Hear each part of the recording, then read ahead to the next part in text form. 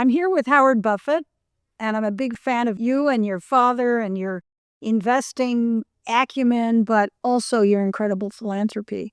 And we're here. I'm Diane Francis. I'm with the National Post, Kyiv Post. I'm a journalist and a broadcaster, and I've spent many, many, many visits in Ukraine, and I write about it all the time. So I'm pleased to be able to interview you here about why you have and how you are helping Ukraine. And I'm glad to be here. Thank you.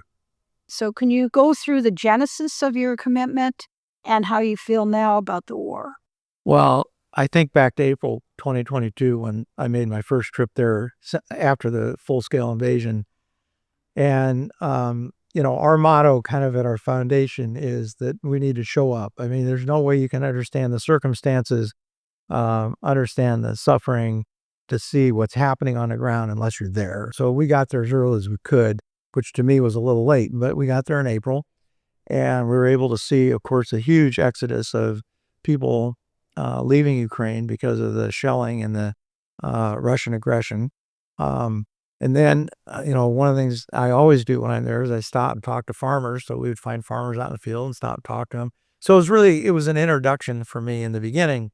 But the reason we went was primarily because we knew that it was going to be a huge event, much bigger than I ever imagined. Looking back today, it's much larger than what I thought it was going to be. But we knew that it would impact food security around the world.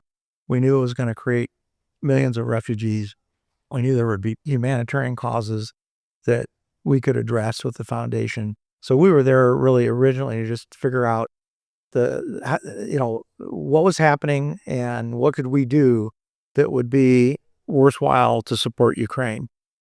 What has been the impact on the prices of the things, the commodities that Ukraine ships? And of course, there was interruption in shipping, which got opened up and so on. Can you take me just briefly through what effect it's had on food supply? The immediate effect in the first year of the war was a food basket in Western Africa was increased by 50%.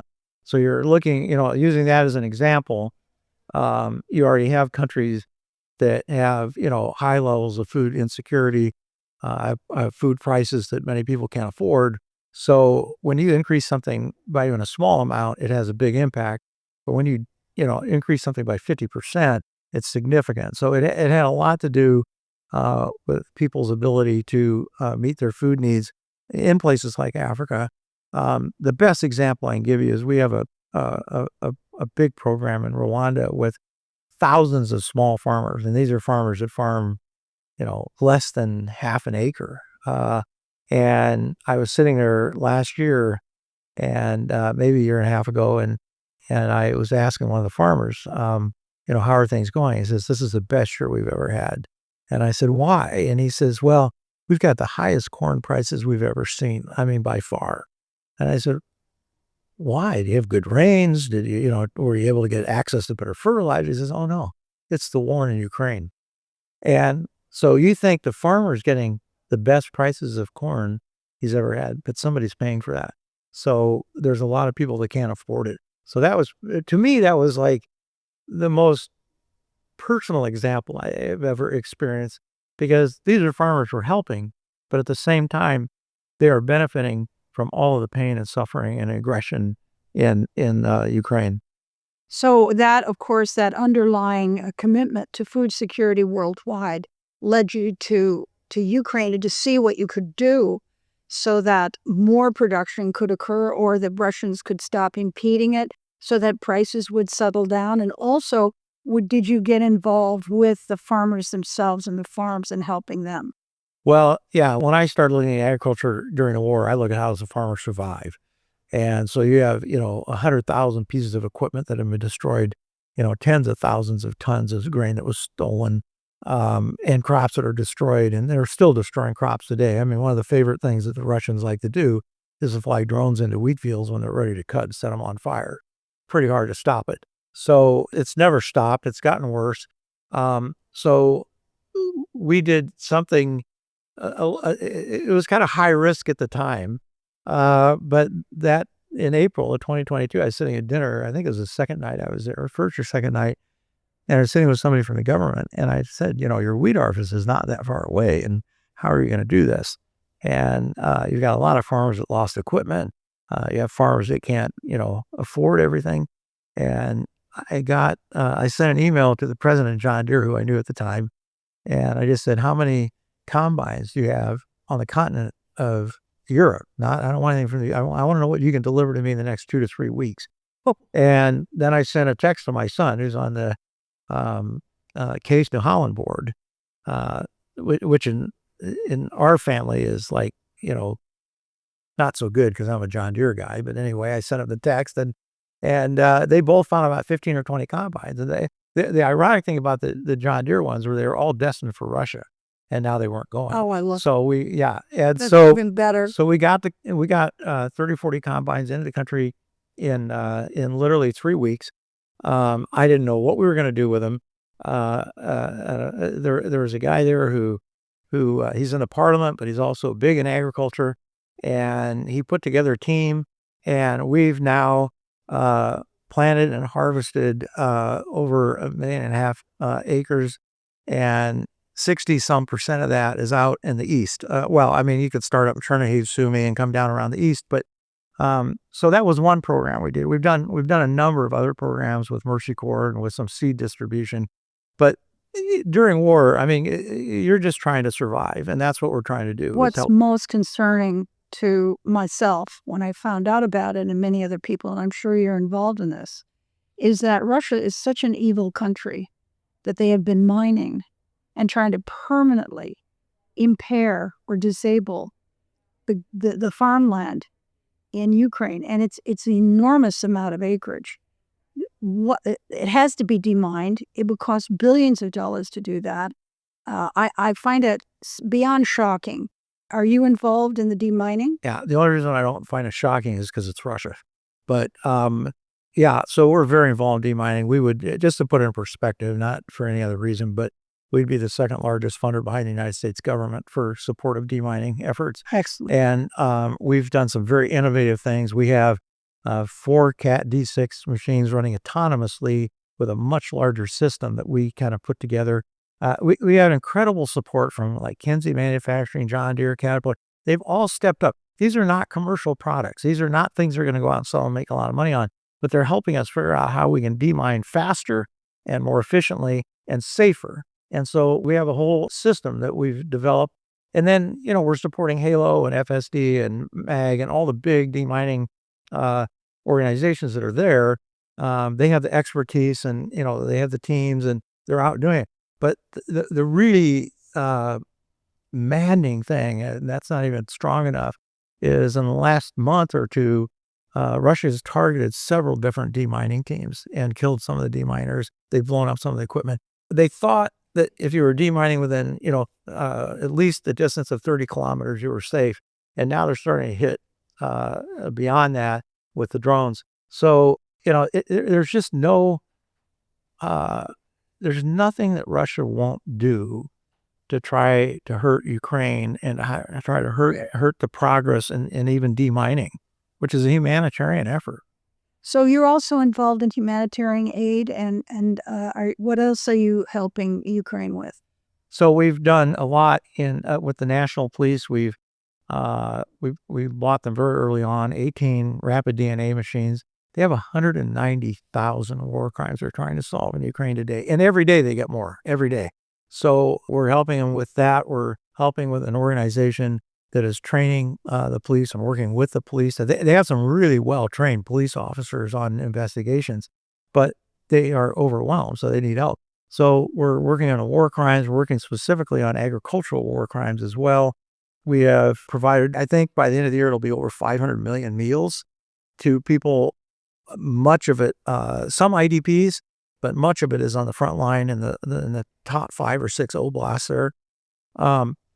And then we've tried to be responsive to needs that come up, things that, we typically wouldn't do. Ukraine is a big exception for us in almost half of what we're doing, because we work in food security, conflict mitigation, and fighting human trafficking. Well, typically we would stay very much in those missions.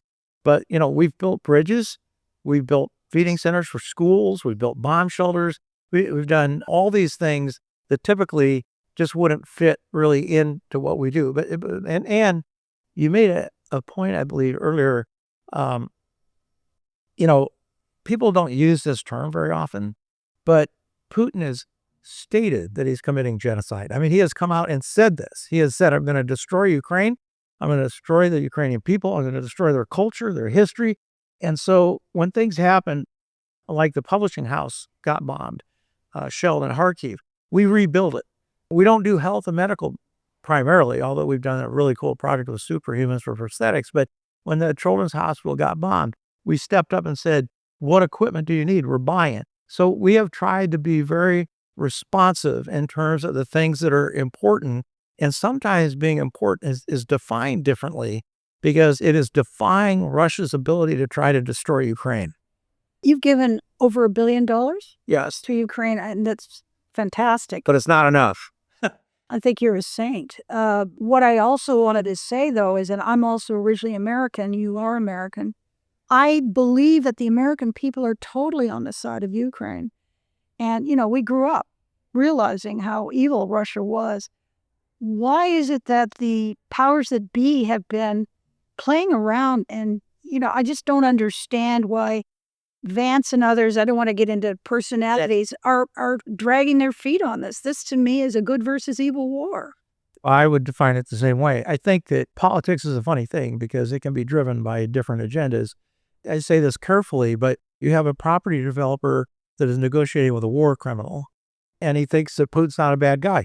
There's a total misdirection here. There's a total misunderstanding. I mean, Putin is a terrible person. He's not just a war criminal. He will kill anybody that is, in his way. He will kill his own people.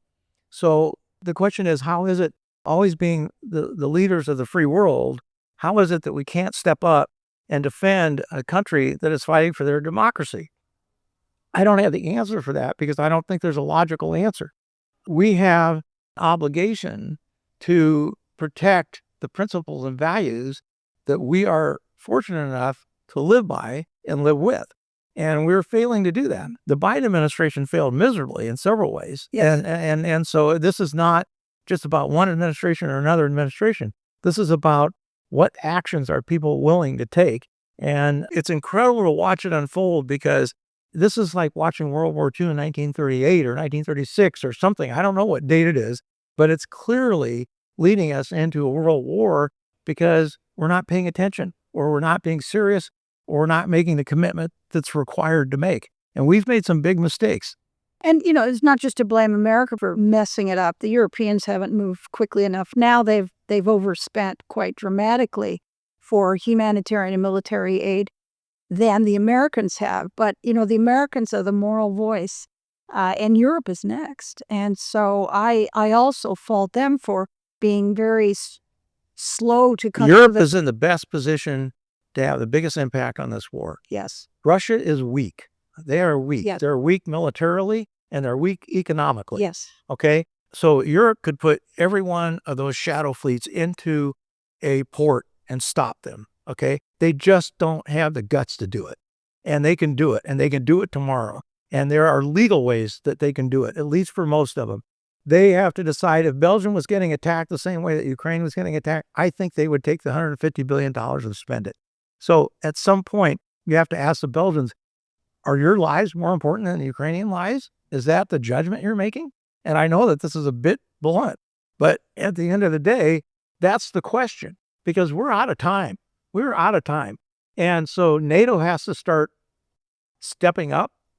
They have to start doing what's required. I mean, at the end of the day, NATO's mission, they have a doctrine called active defense. That doctrine doesn't work today. If I were to take a doctrine of active defense and just to use an example and say, I'm going to go into a football game with that theory, I lose every single game. I mean, we're past that point. There is sabotage in Europe. There is cybersecurity attacks. And NATO's not attacking that. And NATO has done nothing in response. So, at some point, Poland, England, Germany, Romania, those who are actually experiencing this, and not so much England, but the other countries, the Baltic states, they have to show Putin they're serious. When has anyone challenged Putin? Very few times. When he walked into Crimea, he walked into Crimea. No one stopped him. And I believe if you even back up to 2008, Georgia was a test. Let's see what happens. Let's see what they do. And the fact is, we've done nothing. They drowned a Predator drone by a Russian MiG, and we do nothing. I mean, it's just, Putin is emboldened by that. And all you're going to do is take a guy who is already not realistic about what the circumstances are and give him what he thinks is the evidence and the reason to keep doing what he's doing. He has a nuclear arsenal. That's the problem. Yeah. And he's ruthless.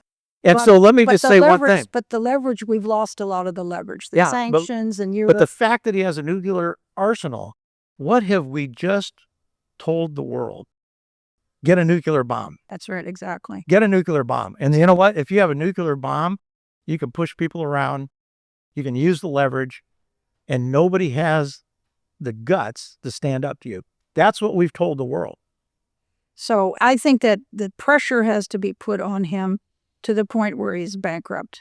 I don't think a Russian should be allowed to leave their country with a visa and go anywhere for medical services or whatever. And I think he should be a pariah and isolated from everything. And then, as you say, attack the oil revenue, which the Ukrainians are doing.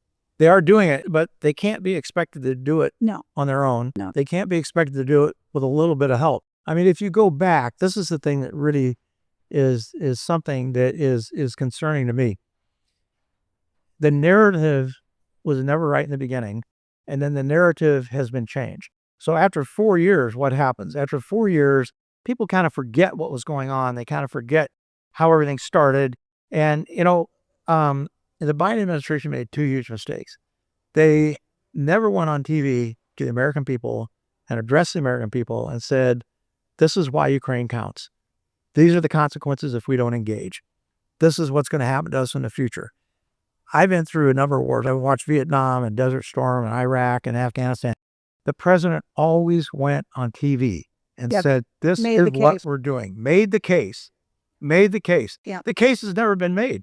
But, the second thing then is that you can't expect Ukraine to ever be able to win a war without air superiority. Exactly. And the United States has never fought a war without establishing air superiority. It's also how we won World War II eventually. So we flew like 100,000 sorties in 5 weeks and dropped 88,000 tons of bombs in Desert Storm before we sent a single person or piece of artillery or armor or anything forward. And we are asking Ukraine to fight a war the way we would never fight it. And so, what we've done is we've given the Ukrainians enough to fight and die, but not enough to fight and win. That's not the right narrative. The narrative is not to stand with Ukraine as long as it takes. The narrative is, how do we defeat Russia? How do we stand with Ukraine to defeat Russia? That's the narrative, and it's never been there. What is remarkable about the Ukrainians is that they were the Silicon Valley of the Soviet Union. Most people don't realize that. It was Ukrainians that put Gagarin into space. It wasn't Russians. And they have shown their exceptional intellectual heft. And, without a Navy, without an Air Force, creating drones for the sea and air that have more than damaged the Russians. I'm going to quote General McChrystal because I read this once well after we started in Ukraine, and I realized it applied to exactly why we were there, why I was there. He said one time, so I won't get it exactly right, but something like, in your lifetime, you'll come along and be tested. And the test will be whether you have the strength and the compassion to do the right thing. To me, this is a test. I don't think if I were doing anything less than what we were doing, that I would be satisfied with myself, that I would feel good about myself or our foundation. It's not as if it's an obligation to do it. And the test maybe isn't the right word, but how do you not respond to the biggest single thing that will have an impact on my kids and my grandkids in my lifetime? This is it. You can look at Sudan. You can look at Israel. You can look at all sorts of things going on in the world. There's some really bad things going on, some really difficult things. But at the end of the day, there's only one thing that's going to walk us into World War III. And it's if Ukraine loses, because Putin will not stop. He has said he will not stop. And I just say, believe the guy. He's telling you what he's going to do. He's telling you what he wants. believe them. And if you let them do it, we're all in trouble. Thank you very much, and thanks for your philanthropy. It's marvelous. Thank you.